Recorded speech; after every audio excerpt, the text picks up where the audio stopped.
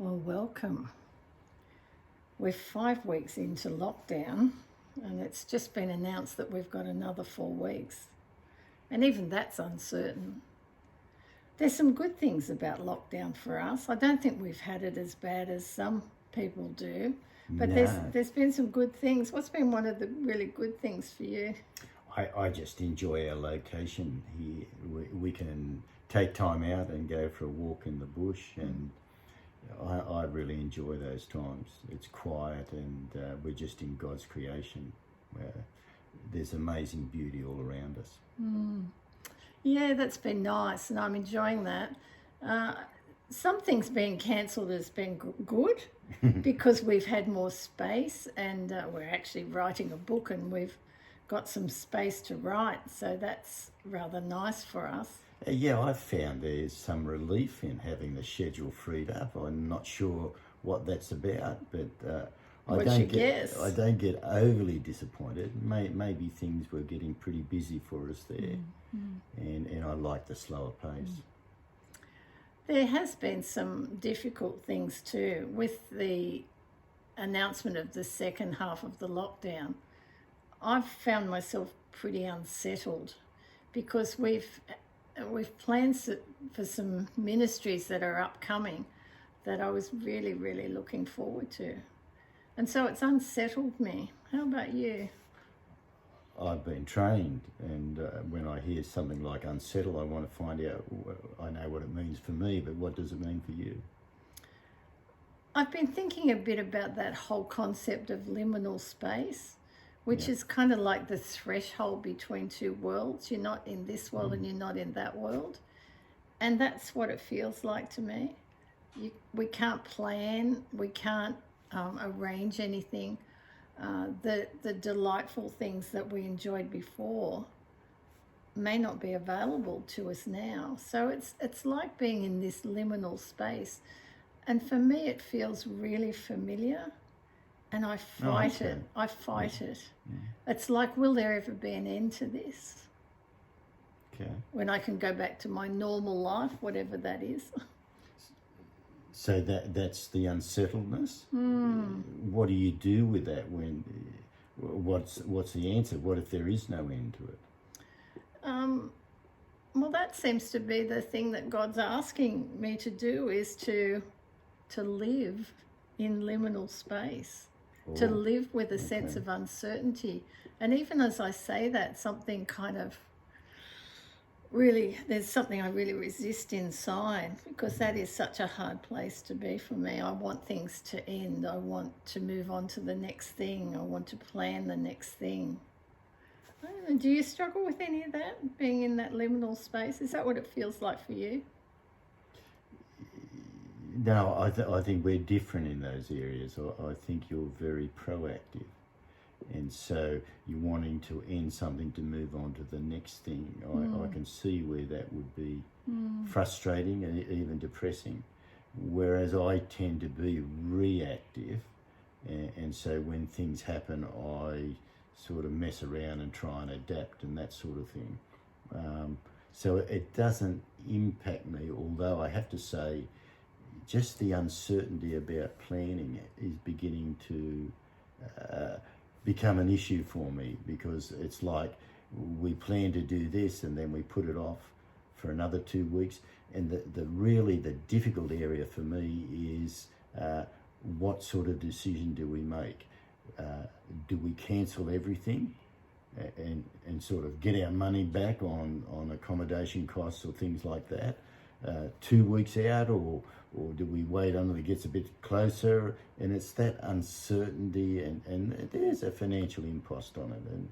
And Well, I don't that's like the those things. external part of it. What about the internal part of it for you?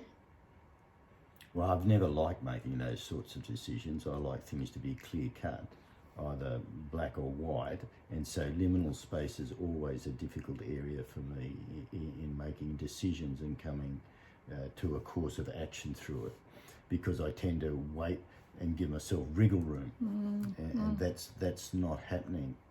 So, it does turn me back into, at the beginning of the year we gave God our schedule, And so I do go back to my Heavenly Father and say, well, you've got our schedule, there's direction in this, and I'm not sure what it is, but I'm asking you to reveal it to me. It does give me some comfort, and I can stay there and be content for some time. But issues do arise, and it comes back into that question of how I see God and his care of me. And in the past, my tendency has been, if it hasn't felt good to me, then God was not good, because he wasn't doing good things for me. And it's that area of, well, when bad things happen, how do I see a good God in this? Yeah, maybe that's the root of the whole thing, because we're living in uncertainty, and liminal space is always uncertain. And the call for me, the invitation is live in uncertainty, because that's the reality. We just find a whole lot of ways to distract from that reality, that everything in our lives is uncertain. And one day we'll die.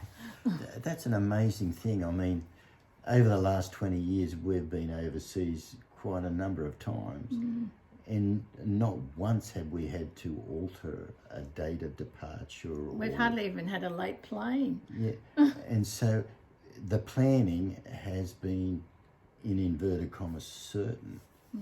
Now, it's not like that, and it's not likely to be like that for a long time. So that certain world, in inverted commas, is no longer certain. So it does reveal, well, where's the stability in my life? Where's the core? Where's the essence of it? What am I placing my trust in? Yeah, it really comes down to that. And as we've been talking, I'm kind of thinking, I think the familiarity of it is that I've been through some really painful times, and we've been through some really painful times. And in the middle of that pain, I want an ending to the pain. I want it to end. Will this ever stop? Will this ever end? So that I can have some joy. And yet God seems to be saying to me, you're going to have to find your joy in the midst of liminal space. And you know, I'm really good at distracting. Really? Yes. And I didn't think I was until this particular lockdown. But I realised that the things that I enjoy, and the ministries that I enjoy, and the travel that I enjoy has all been taken away. So what am I left with? It's just me and God. Yeah. There's not the ability to distract. Do you identify with that? Oh, I do, because, you know, as a precursor to all of this, I have my mum in a nursing home, and I watch her, and I'm very similar to her. And in a sense, I'm getting a glimpse into the future of what it could be like. And it's very confronting for me, because to see my little mother, who's always been a good worker and has processed her pain by doing things, to see her just immobilized and unable to do anything much has been, quite painful for me to see her in that position. But also, as I project myself into that, I ask the question, well, Lord, what will I be like in that place? Will I be able to sit in your presence and just enjoy talking with you? It's a place of liminal What's space. the answer you tell yourself? I always like to hedge my bets in these things, but I believe my relationship with God is changing, and I'm moving more into that conversational place. I notice my prayer times, like I'm sort of a constant sort of banter with him.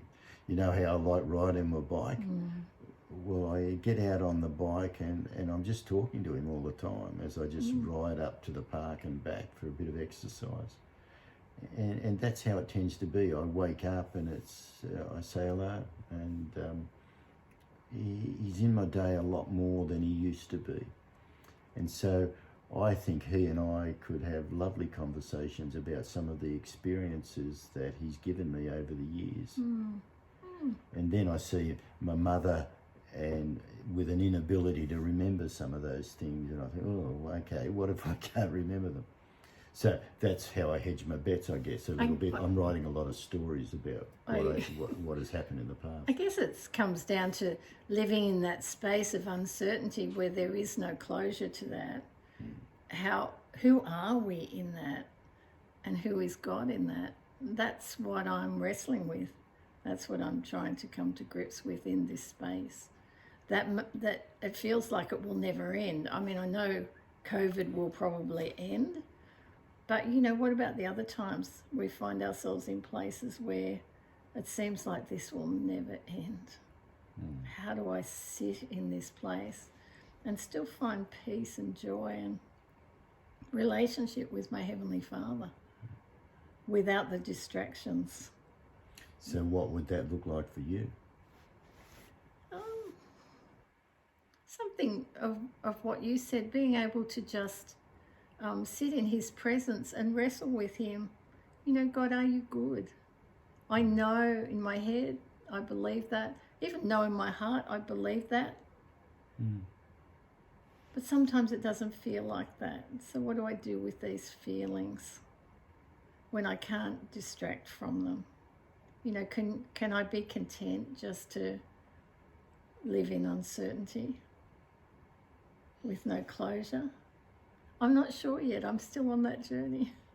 Yeah, and I think that's an honest answer.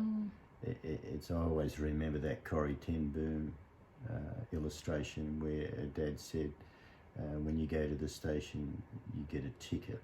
Yes. And God will supply the ticket, or he'll supply the grace when you need it. And so, again, that comes back to our relationship with our Heavenly Father, that I trust him to provide the grace that's necessary when I need it. It's about surrender, isn't it? And I love what Richard Rohr said. We have to, or we ought to do the little deaths before we prepare for the big one. Because if we don't, the big one is going to destroy us. Yeah. Well, we leave it there. I think so, yep. Okay. Thank you for listening.